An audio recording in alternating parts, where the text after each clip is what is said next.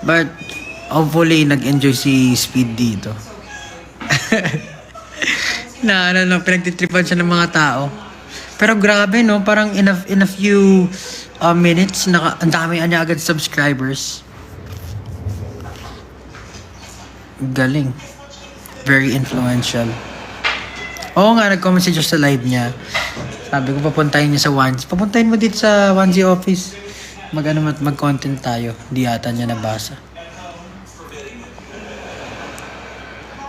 Pero ayun, yung reason talaga ng nag-live si Pablo ngayon, kaya nag-live si Pablo ngayon, ay 3.9 na, isa na lang, hintayin na natin.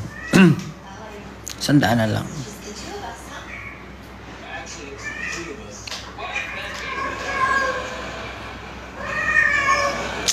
Mayroon na namang inhit dito sa pamamahay na to, kahit kapon na lahat.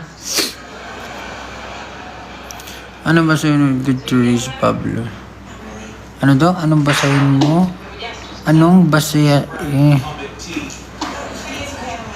Saan na nawala? Ang bilis naman kasi.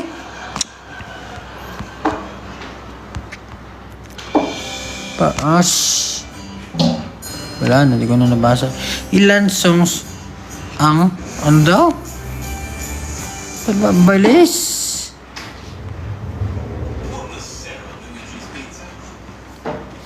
Anyway, the reason why nag-live si Pablo ngayon, kasi nga, syempre, sasalubungin natin yung album release ko.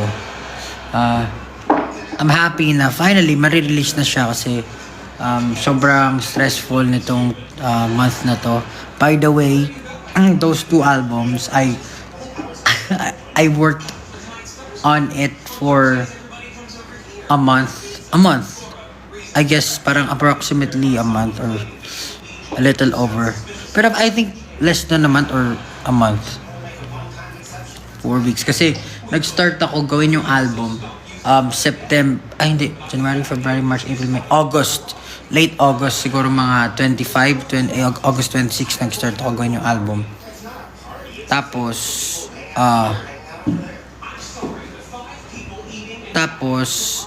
while having kaliwat kanan events, ginagawa namin siya. So by the way, katulong ko nga pala si Josue, mga kapatid ko dito sa album to. Lahat ng kanta dito, katulong ko siya. Except syempre yung mga hindi. Pero shoutout kay Josue kasi talagang ang laking help. Lalo na kapag lumalabas ako ng bansa, siya nag-aayos ng kanta.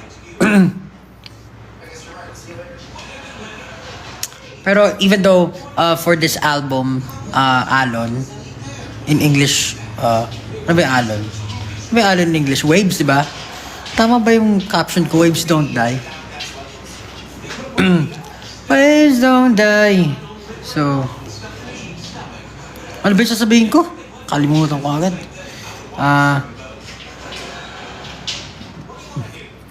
So, itong album na to, Alon, even though yung mga kanta dito, nasulat ko na siya before, pinagtrabahuan namin yung arrangement from scratch. So, kung ano man yung narinig nyo before, hindi na yun yung maririnig nyo. Except from other things, pero hindi na rin yun eh. Hindi na rin talaga siya. Tapos, syempre may mga lyrics ako nang pinalitan kasi I feel like ang tagal na kasi na nasulat ng kanta, so I feel like nag-mature din ako in writing. So medyo pinalitan ko yung sulat niya.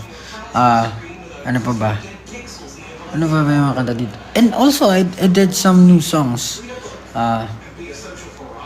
Ayun, so sana magustuhan nyo.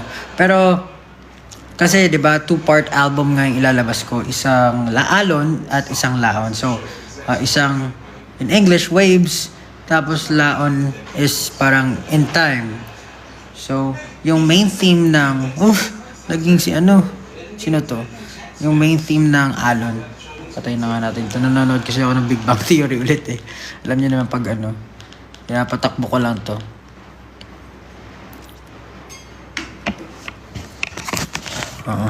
Yari, may nag-flag na naman sa akin dahil nga sa Alright, dito tayo. Ay. So, weird. Yung bangs. Ang tawag dito, yung Alon, most of the songs, I think all of the songs, yung main theme is, ano ba? Ano bang main theme? Basta mostly sad songs. Parang nasa melancholic side. Meron din parang frustration, venting out frustration. Hindi naman siguro secret na. Pero yung Laon, most will be a brighter side. Kumbaga, Laon, kalaunan, in time, katulad din ang sinabi ko last time sa podcast namin. Yun nga, yung favorite kong verse na Romans 8:18 na parang lahat ng pain, lahat ng challenges, lahat ng siguro naharap mo ngayon na mabigat, in time magiging okay din. So parang yun din yung naging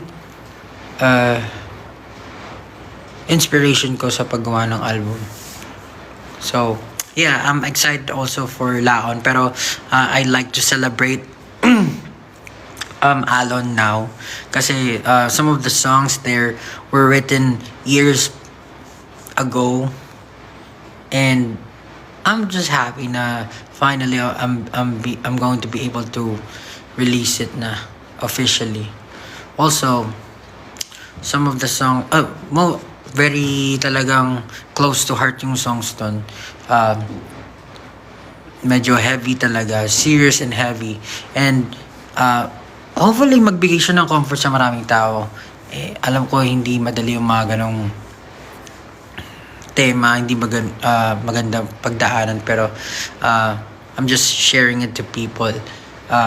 Hopefully mabigyan sila ng inspiration and motivation in life in general. Alon, ano pa ba mga pwede kong tanungin? Sorry, ang bibilis kasi ng comment. Gusto ko sana magbasa ng what do you call this, comments for mga tanong nyo. Anong fave song ko sa Alon? Wala. Hindi, wala.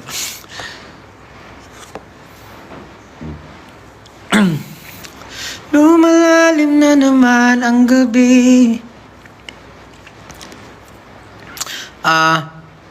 Yeah, when I was making the album, actually hindi ako makapili kung ano yung paborito ko. Kasi each song gives me a different emotion. Kahit pa sabihin magkakapare sila ng tema, pero iba yung bigat, iba yung level. Tas parang may mga layers ako kang tinatamaan na magbibigay siya yung ng different attachment dun sa song. So, iba rin yung tunog niya. Hopefully magustuhan nyo talaga kasi talagang pag pinapakinggan ko siya, mabigat yung feeling. Pero, yeah, it's enjoyable. Maraming salamat. Meron bang MV? Di ko sure eh. Yes, it will be available on Apple Music. So, yung music is distributed by DistroKid, and most, if not all, ng music platforms, alam ko, it will be distributed. In-avail ko rin yung store maximizer na kapag may bagong music platform, i-upload nila yun doon, and it will never be deleted. So, yeah. I guess, dahil sa wala. Lumalalim na naman ang gabi, hudyat nito'y pamamalagi sa gunita ng pagsisisi. Di ko maintindihan ang bigati. Bakit wala yung title? Kasi originally question mark. Yun talaga yung title nun. Since parang yung word na wala yung makakapag-describe talaga nung ano. Kasi it feels like yung gusto mo maging non-existent, wala kasi hindi mo mapaliwanag yung nararamdaman mo, wala kasi parang hindi ka nakikita ng iba. So yung instead of giving it a title na question mark, ang hirap naman kasi na tatanungin ka, anong title ng kanta? Question mark. So they will type question mark, hindi wala na. Anong title ng kanta? Wala. Hindi lalo sila nahirapan. Hindi nila alam kung ano yung search nila. Anyway, ano pa ba? Pwede kong, sige mamaya-maya answer ako.